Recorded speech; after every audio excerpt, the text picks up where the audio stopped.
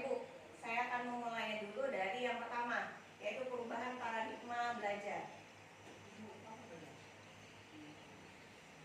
Nah, pada dasarnya dulu mungkin waktu kita masih SD atau masih sekolah ya, pembelajaran itu lebih banyak berpusat kepada guru. Benar nggak Bapak Ibu? Benar ya? Apa-apa kita takut sama guru. Jadi yang dalam pembelajaran itu senternya adalah guru, semua guru. Nah, tapi semakin kesini perubahan belajar adalah lebih berpihak kepada murid. Jadi kita lebih berfokus kepada anak atau murid mau belajarnya seperti apa. Seperti itu. Kita akan tanyakan kepada anak, lihat suasana di dalam kelas seperti apa. Jadi di situ ada tulisannya adalah pembelajaran sudah bergeser antara stimulus respon menjadi teori kontrol. Ya, jadi pembelajaran dirancang berpihak kepada murid dan berdiferensiasi. Diferensiasi artinya bagaimana cara kita tidak hanya dengan satu fokus dengan ceramah saja, tidak, tapi bisa dengan melakukan kegiatan di luar kelas, misalnya kayak pelajaran apa yang matematika, saya mau menghitung sudut dari sini ke sini, kita bisa sudut pohon misalnya dari berdiri, diajak keluar anak-anak seperti itu pengen melihat ya, atau pelajaran lain seperti biologi, melihat tentang ekosistem lingkungan, bisa kita ajak anaknya keluar. Jadi anak-anak tidak fokus hanya dengan ceramah saja, tidak, bisa juga dengan mereka dengan melihat, dengan visual, atau audio dengan mendengarkan musik seperti itu. Kinestetik artinya bergerak. Misalnya kalau di biologi bisa jadi mereka mencari tumbuh-tumbuhan. Kalau di matematika mungkin cari benda yang di sekitar kita yang misalnya ukurannya atau bentuknya segi empat, cari mereka semua seperti itu. Atau daun misalnya bentuknya seperti oval, itu bisa seperti itu. Jadi anak-anak kan kinestetik bergerak. Itu yang dimaksud dengan diferensiasi. Jadi harapannya anak-anak itu bisa bertumbuh kembang dan mendapatkan kemarin keselamatan kebahagiaan setinggi-tingginya di masa depan. Jadi seperti itu ya Bapak Ibu perubahannya. Jadi balik lagi bahwasanya sekarang kita tidak lagi berfokus kepada guru tidak mendominasi, tapi kembali kepada siswa. Jadi pusatnya ke siswa seperti itu Bapak Ibu. Nah, kemudian apa sih budaya positif? Jadi budaya positif adalah nilai-nilai, keyakinan-keyakinan, kebiasaan-kebiasaan di sekolah yang berpihak kepada murid agar murid dapat berkembang menjadi pribadi yang kritis, penuh hormat dan bertanggung jawab. Jadi contohnya seperti ini misalnya dulu kayak saya pagi ya ketika kita baru datang sekolah, kita melihat ada beberapa anak yang baru datang langsung kita salaman 5S. Jadi senyum, salam, sapa-sapa santun itu termasuk budaya positif ibu-ibu. Ya. Nah, kemudian keyakinannya adalah kebiasaan lain, misalnya ketika kita di sekolah baru mau mulai pelajaran, kemudian ada pembiasaan membaca doa dulu. Ya, sudah membaca doa. Kalau ada lagi misalnya Bapak Ibu suka menyuruh anak-anak nyapu dulu pembacaan kelas, itu juga budaya positif. Ada lagi misalnya kurang rapi, apa yang perlu dirapikan, ini juga termasuk ke budaya positif. Jadi budaya positif itu luas maknanya ibu, tidak hanya sekedar salaman, membersih atau kotoran, tidak. Misalnya lebih saling menghormati. Ada teman yang misalnya beragama lain, dia pengen beribadah, dia libur hari itu karena hari raya, sekolah memberikan toleransi untuk libur, itu tidak termasuk budaya positif. Saling menghargai dan menghormati. Lanjut nih ibu-ibu, bapak-bapak. Jadi dalam pelaksanaan budaya positif, kita sebagai guru itu harus bisa menerapkan proses-proses seperti ini. Yang pertama adalah disiplin positif, motivasi perilaku manusia. Kemudian ketiga, keyakinan kelas. Kalau keyakinan kelas mungkin ada yang sebagian sudah menerapkan kesepakatan kelas seperti itu di kelas. Kemudian yang 4, kebutuhan dasar manusia. 5, posisi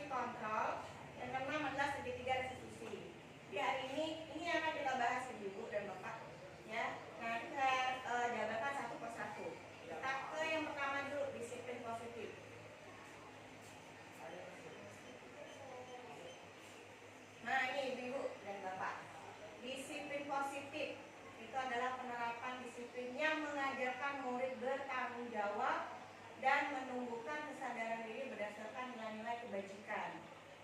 Nah, nilai-nilai kebajikan di sini maksudnya saling menghormati, menghargai, kemudian misalnya berpartisipasi aktif, lagi ya, kebersihan itu nilai-nilai kebajikan, nilai-nilai positif ya.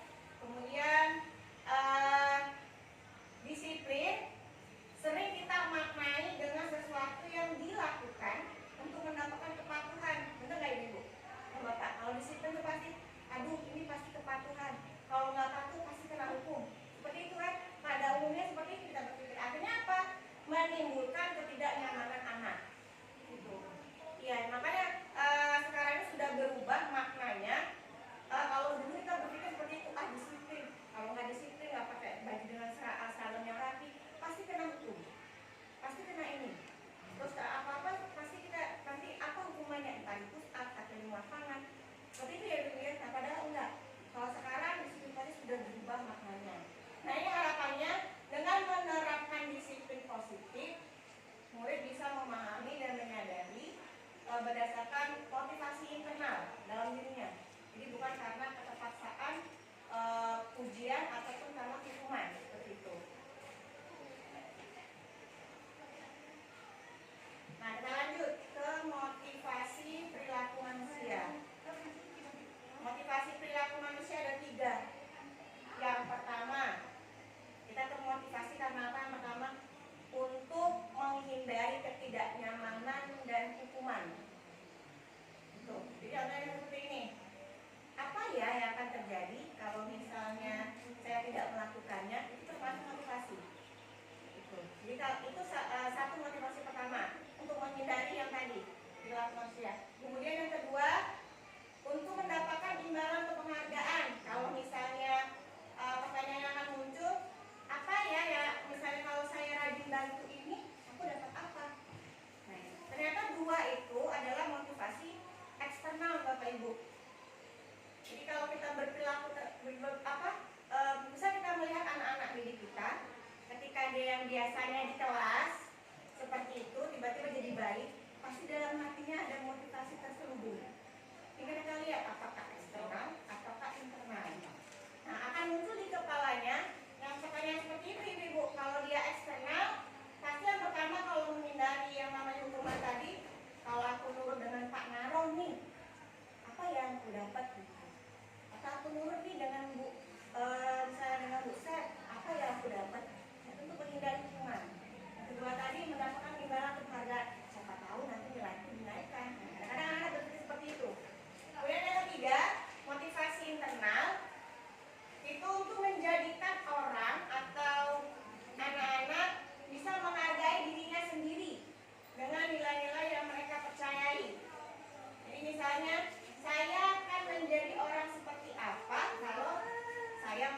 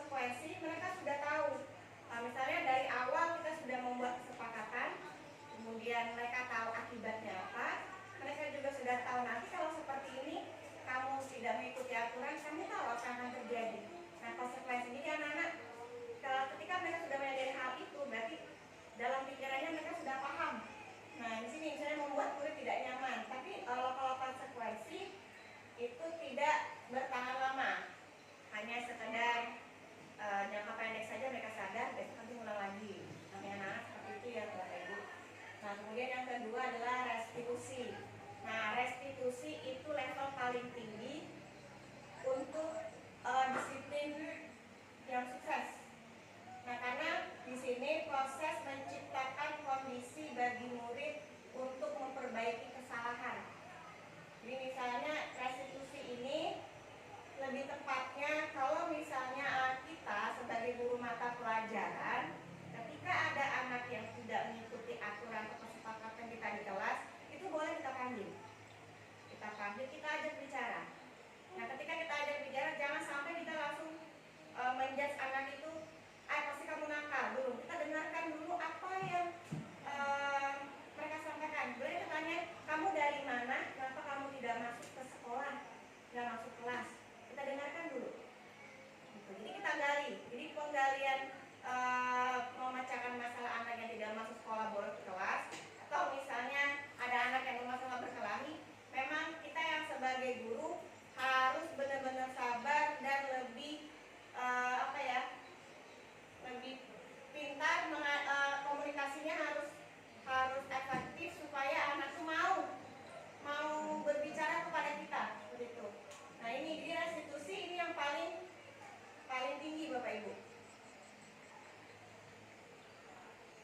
Nah, kebutuhan dasar manusia.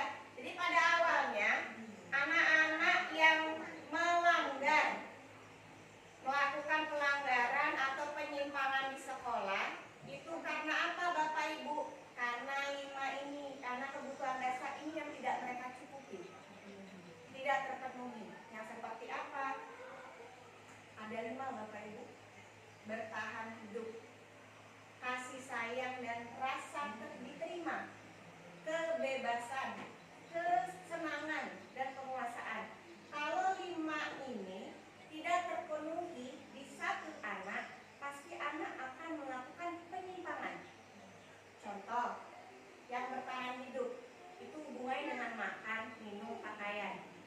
Sering kan Bapak Ibu kita dengan anak ketika kita absen, mana ini? Keluar.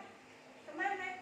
Ke kantin. Karena kebutuhan dia itu tadi, dia lapar, dia harus makan dulu makan. Ketika makan itu sudah terpenuhi, baru dia bisa balik lagi ke kelas. Lalu dia belum makan. Jadi 5 kebutuhan ini kalau memang tidak terpenuhi pasti akan menyimpang. Itu yang pertama, yang bertahan hidup. Yang kedua, kasih sayang dan rasa diterima. Jadi rasa kebutuhan akan disayang itu bisa jadi ada 2, di rumah dengan teman. Itu di rumah. Karena kita tidak tahu ya Bapak Ibu kondisi keluarga anak-anak kita di rumah. Ya alhamdulillah kalau misalnya keluarganya dalam kondisi harmonis. Kalau yang tidak harmonis, itu yang menyebabkan ada rasa kurang dalam hati ataupun emosi setiap anak. Nah, ketika itu tidak terpenuhi, apa yang terjadi di sekolah Bapak Ibu? Jahil ke teman.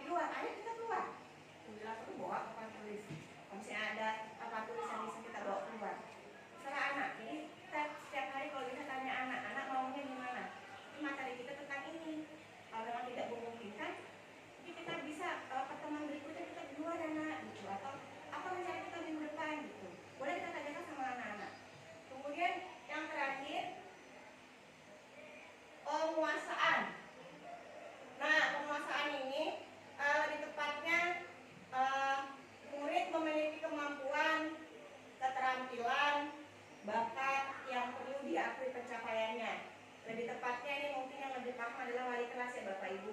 Di wali kelas jangan sampai tidak paham kalau misalnya perwalian kita tuh memiliki bakat tertentu. Nah itu perlu kita up suruh maju. Misal walaupun sekecil apapun dia suruh maju. Kalau ada kegiatan suruhlah maju dulu. Masalah menang itu nanti, menang kalah nanti. Yang penting ketika dia sudah mampu untuk menunjukkan itu sudah bentuk satu level, oh udah naik nih, dia udah berani untuk tampil dulu. Nah berikutnya baru setelah dia tahu kemampuannya, bisa memperbaiki ke depannya, insya Allah nanti dia bisa lebih meningkatkan kemampuan dan bakatnya.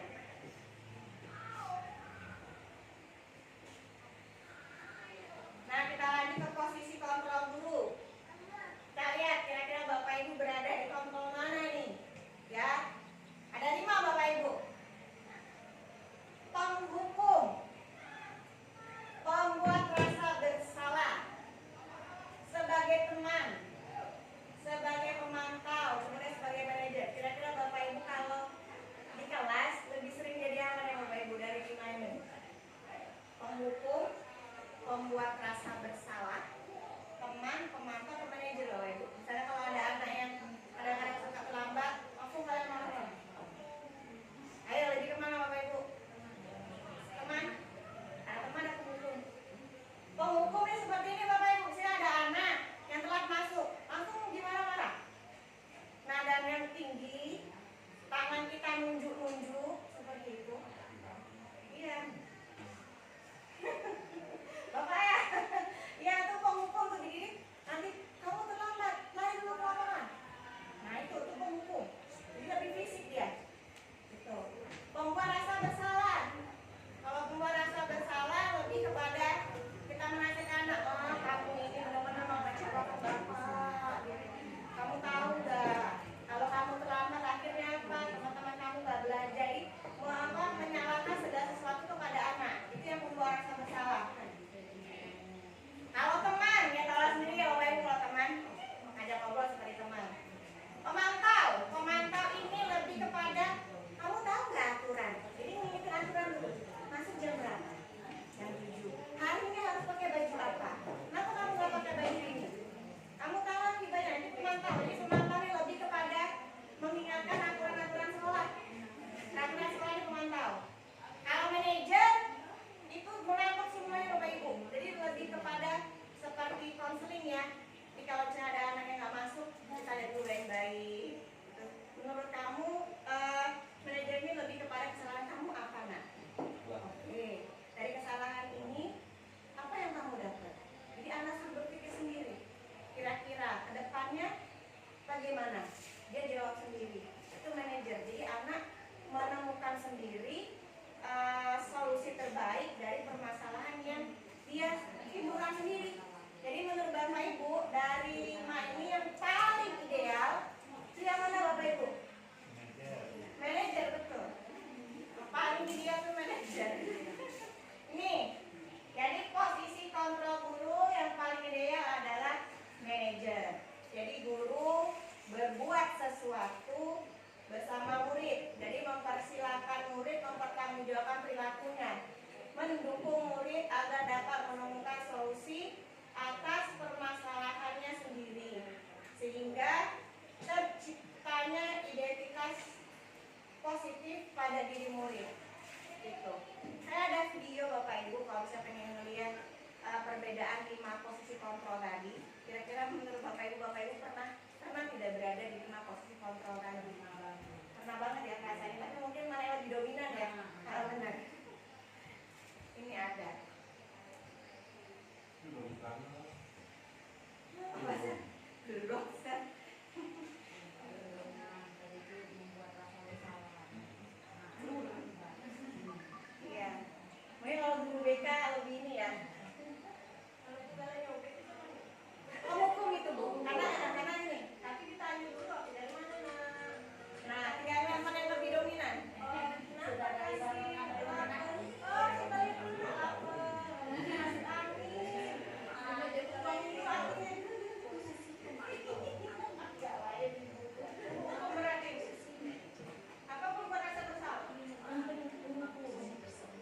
dominan Ibu.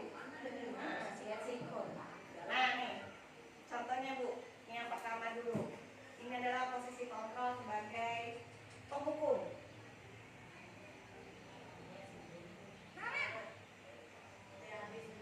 Sini kamu. Wah, kan ada di sini kan Ibu.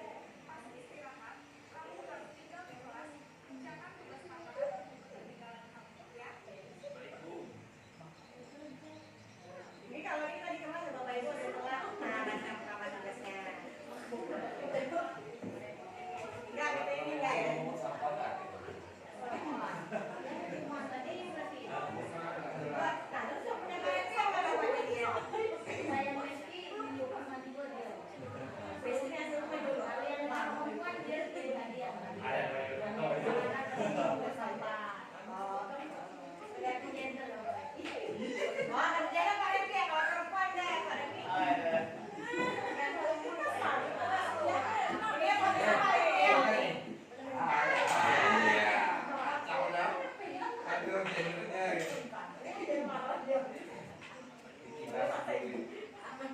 apa ini Bapak Ibu? Kita lihat bagaimana ini.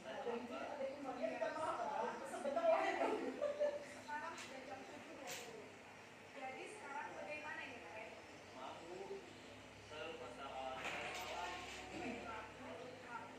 Keyakinan sekolah yang mana yang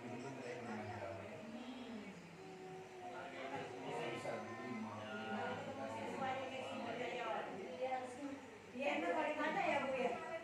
Saya kalau ditanya bisa jawab, kalau ditanya nggak bisa jawab bingung kita. Jawabannya lain. Langsung dari apa pasti doang. Oh, aku boleh beli Bu. Oh,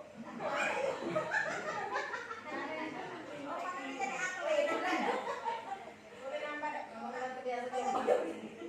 Selamat mau.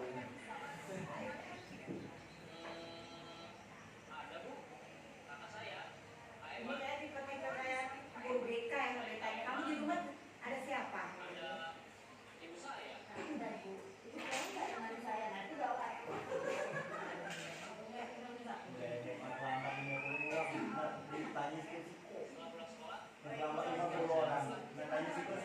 Ah, sanggup ya Pak ya?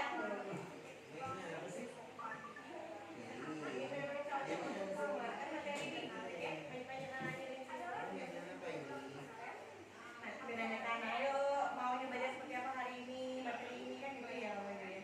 Terima kasih untuk bersama kamu. Sekarang kamu kembali ke bangku.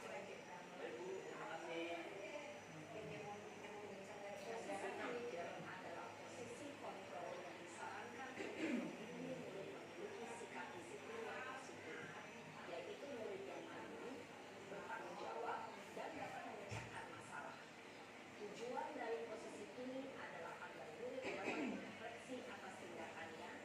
Guru akan menulis memberikan pendidikan yang bermakna.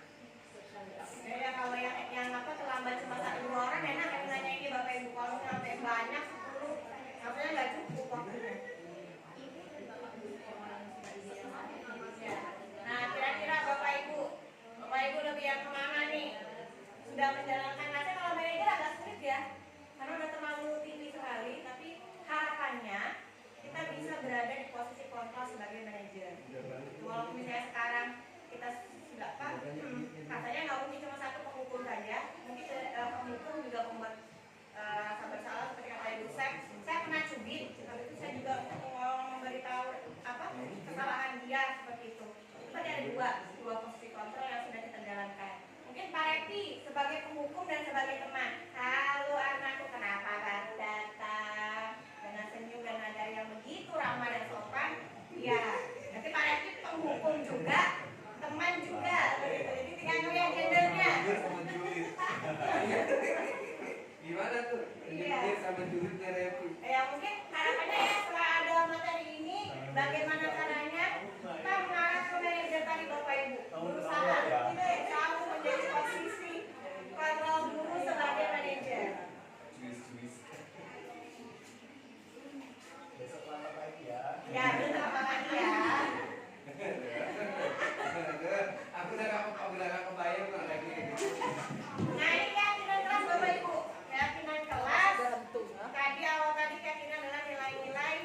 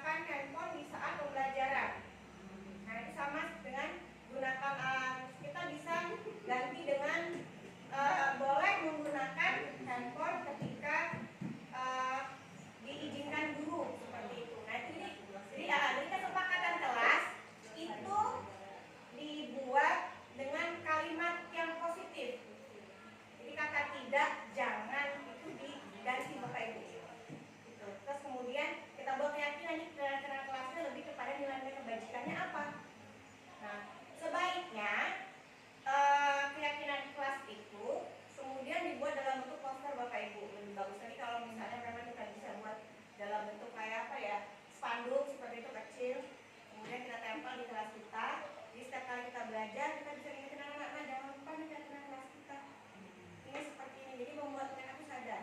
Jangan lupa kalau sama ibu paling kelas kita ini yang berlaku. Gitu. Lebih bagus lagi kalau sampai mereka buat tanda tangan di situ. Buat tanda tangan. Jadi kalian sepakat.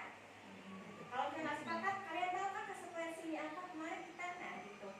Anak-anak tahu kalau dia ada yang terlambat 15 menit, udah tahu maaf bu, langsung sadar diri apa yang mereka lakukan gitu.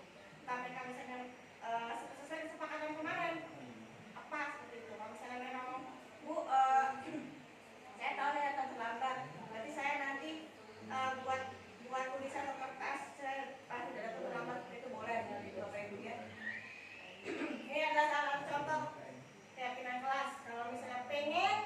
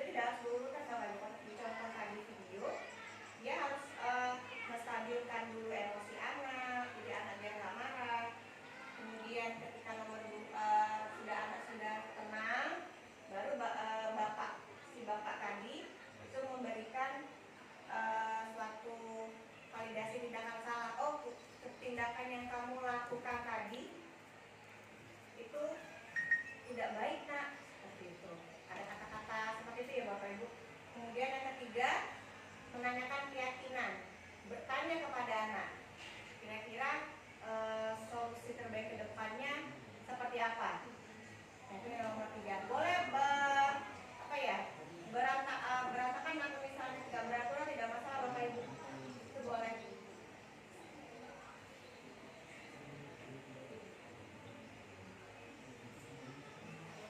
Ini saya pernah menerapkan segitiga restitusi di kelas Bapak Ibu. Kemarin saya buat ya.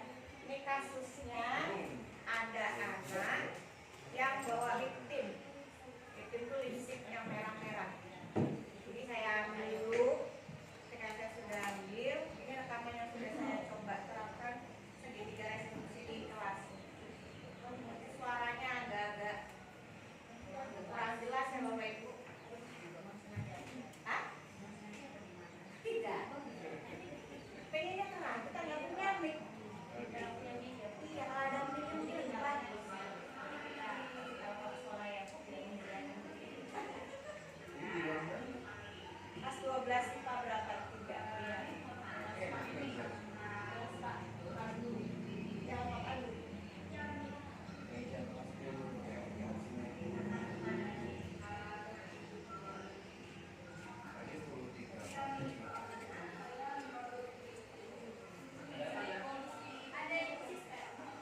Jadi ceritanya di video ini mungkin setiap kali kita belajar pasti aman bibirnya merah-merah nggak Bapak Ibu? Iya, itu boleh Bapak Ibu kita tanyakan. Kebetulan nih lip-tintnya ada di atas meja. Kita ambil kan? Nah, ambil dulu. Biar pembelajaran kita berlangsung, kita nggak bahas dulu tentang lip-tint. Lanjut dulu belajarnya. Nah, belajarnya udah selesai, udah kelar, baru kita tanya nih lip-tint punya siapa? Sebutlah namanya punya si ini. Udah nanti. Ya kita buat aman dulu nih, udah aman. Baru kita panggil, ketika jam istirahat, kita panggil anaknya, kita tanyakan, terus kita kasih. Kebanyakan anak-anak itu bawa lip-tint katanya supaya bibirnya nggak kering. Yang ngomong anak-anak di sini nak, dulu ketika waktu saya sekolah pun saya juga pakai, cuma yang tidak berwarna, transparan. Nah, itu juga termasuk dalam validasi tindakan salah. Kita memberitahu anak boleh, tapi kalau bisa jangan yang berwarna. Kalau berwarna kan lebih ke mencolok, artinya mencolok. Kalau dia warnanya mencolok bisa mengganggu pandangan ataupun tidak sesuai dengan aturan sekolah kayak gitu. Ya, ini anaknya apa tahu kemudian apa kedepannya tidak lagi membawa lip tadi. Iya.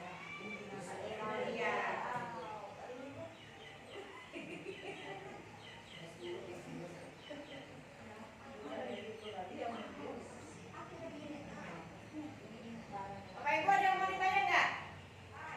Nih. Boleh bertanya Bapak Ibu.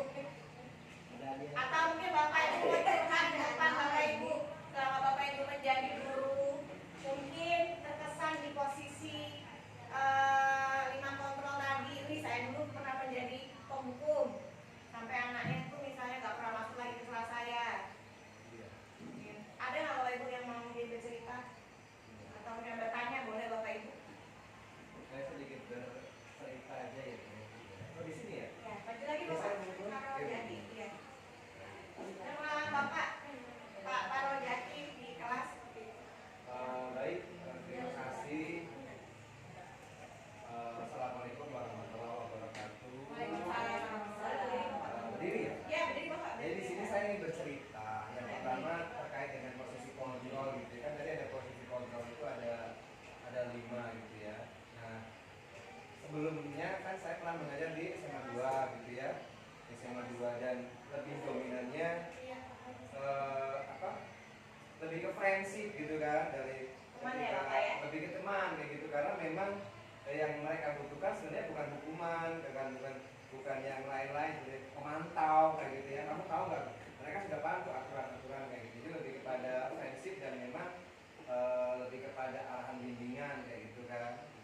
Jadi itu yang selama ini yang kurang lebih hampir 12 tahun saya lebih dominannya jarang sih menghukum kayak gitu ya, membuat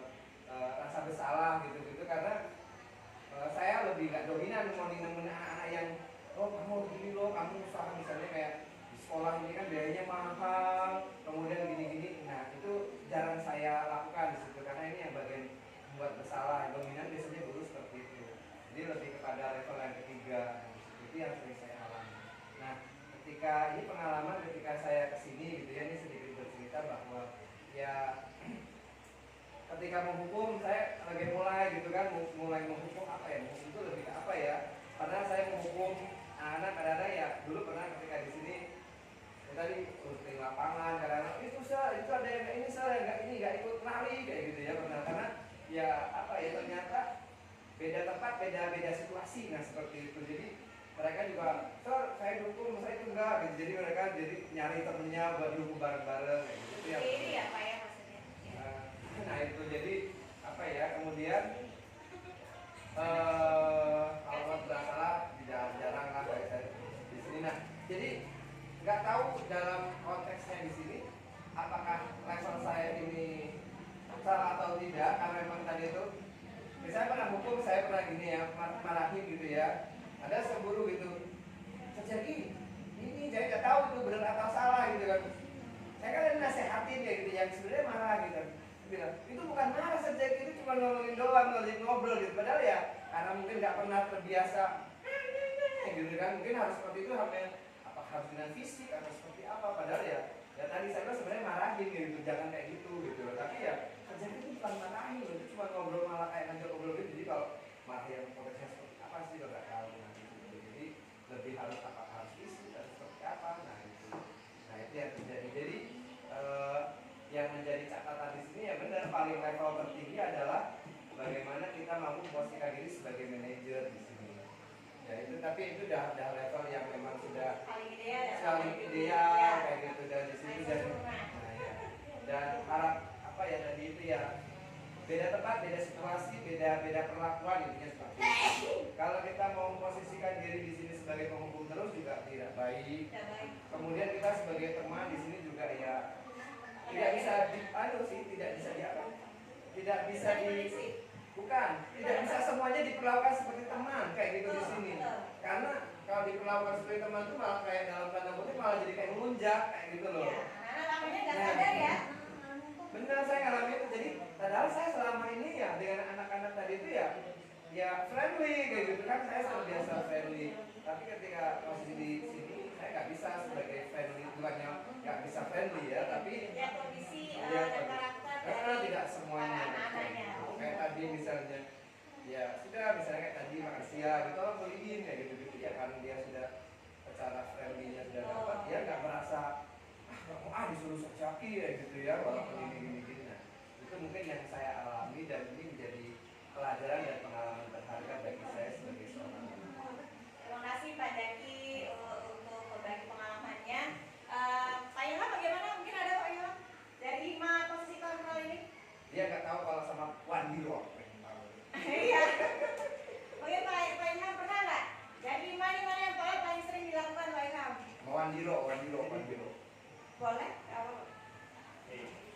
Baiklah, jadi untuk posisi kontrol seorang guru memang selayaknya itu harus di posisi manajer. Tapi kadang-kala kita di kala waktu tertentu tidak memikirkan posisi kita sebagai pemantau teman. Kadang seketika kita kalau misalnya lagi ketergantungan emosional, kadang kita langsung ke penghukum, atau misalnya kita lagi moodnya bagus, kita bisa menjadi posisi sebagai manajer kan. Nah jadi kadang seperti itulah posisi saya seorang guru yang harus ditekankan lagi, karena belum bisa menentukan. Tetapi hampir semuanya kalau misalnya untuk yang sering muncul itu biasanya saya random. Oh random. Tidak tergantung situasi yang dihadapi anak. Seperti misalnya saya sedang piket. Kalau misalnya kita posisi sebagai manajer ataupun pembuat rasa bersalah, nah, kalau posisi anaknya yang lagi banyak, yang terlambat misalnya hampir 50 siswa, 30 siswa, kita tidak bisa tanyakan satu persatu karena akan memakan waktu kan Bu. Nah makanya kita mengambil alternatif lain seperti menanyakan secara umum, terus konsekuensinya bagaimana secara umum, biarlah siswa yang banyak tadi terlambat untuk menjawabnya. Nah, baru langkah yang terakhir itu ke hukum biasanya. Kalau misalnya membuat rasa misalnya bersalah, terus konsekuensinya kalau misalnya tidak tertembak, pasti akan selalu diulang-ulang lagi. Ini seperti itu. Baik, terima kasih Pak Ilham. Jadi lebih banyak Bapak Ibu posisi kontrolnya ini nggak beraturan ya Bapak Ibu, tergantung pada kondisi yang kita hadapi, karakter anak yang dihadapi seperti apa. Ya, dari 5 posisi kontrol ini bukan berarti kita tidak boleh yang nomor 1, bukan Bapak Ibu, tapi maksudnya pasti kita mengalami dari 5 posisi ini. Ketiga yang paling ideal adalah yang manajer. Jadi harapannya ke depannya bagaimana caranya kita bisa berada di posisi yang paling ideal. Karena kembali lagi kata Pak Ilham, kondisinya kalau anaknya jumlahnya banyak, terus kemudian terkadang juga kita mengatur emosi kita seperti itu juga berpengaruh kepada posisi kontrol kita sebagai guru. Baik Bapak Ibu,